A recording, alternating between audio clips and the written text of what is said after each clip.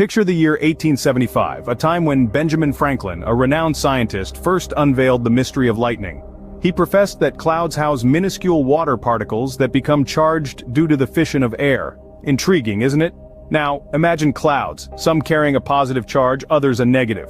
When these clouds clash in the vast sky, they generate electricity in the millions of volts. Quite a spectacle. Occasionally, this electricity is so abundant that it reaches the ground.